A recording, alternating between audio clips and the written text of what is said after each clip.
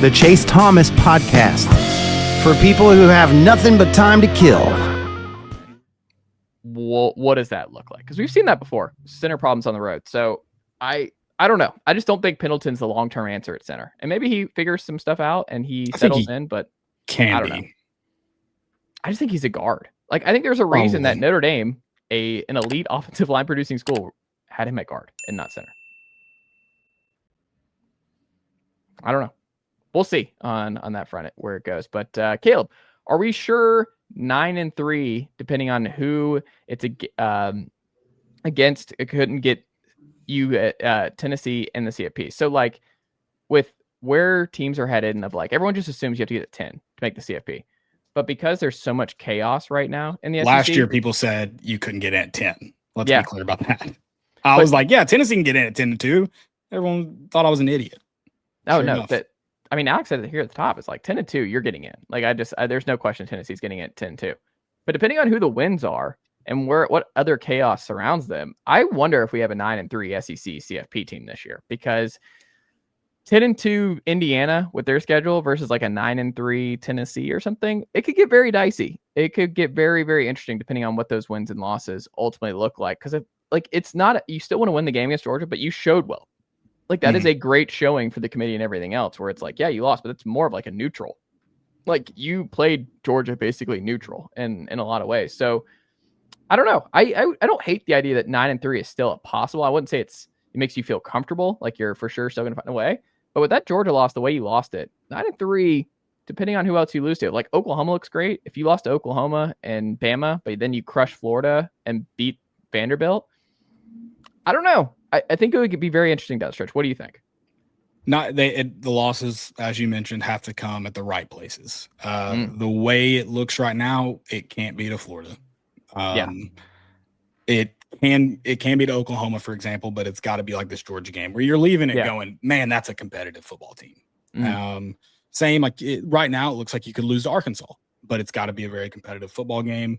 And then, I'll be shocked if Vanderbilt is still so much the darling when that last game rolls around. Maybe we'll see.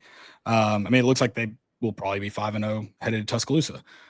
So it's very possible. But yeah, they just have to come at the right places, and 9-3 is very. The other teams kind of have to shake out correctly for a 9-3 team in any conference to get in. So it's kind of 10-2. You, for the most part, control your own destiny unless something crazy happens. 10-2, you're in. You control your own destiny. 9-3, you're banking on other teams helping you. But have to lose to the other player. They have to be other playoff teams or other bubble teams that maybe just have a worse loss than you or something. It can't be to people barely in the top 25, outside the top 25, still in the top 25 because AP picked them at the beginning of the year and refuses to drop them even after barely scoring against Virginia Tech. So the AP poll is bad.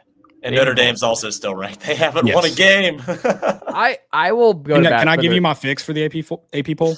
Yeah.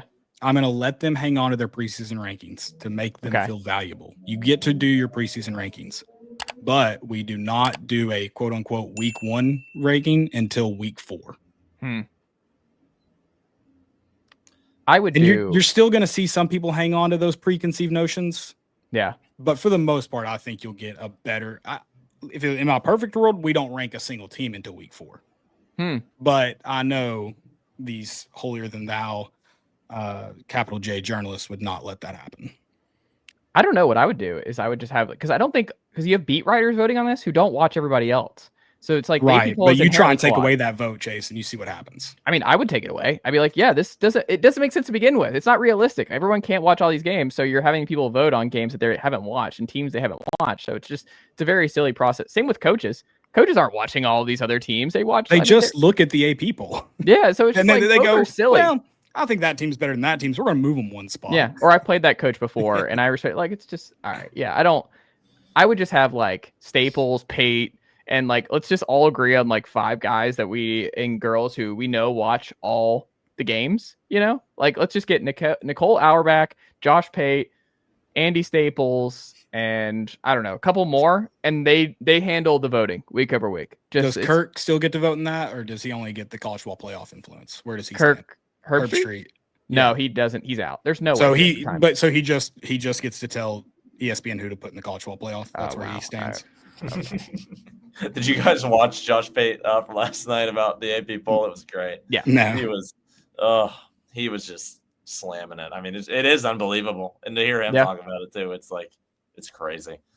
Yeah. Vanderbilt gets a win over a top 15 team that probably doesn't, they may beat that Virginia Tech team because they're terrible without that special teams touchdown, but it looks even worse if you remove that punt return for a touchdown. And they float on these preconceived notions about Lenore Sellers, who they may or may not have going forward, and preconceived notions on South Carolina. They just get to live on that. They get to live on someone going, I think they're good. It is pretty incredible. Nicely done, nephew. The Chase Thomas Podcast. Hell yeah.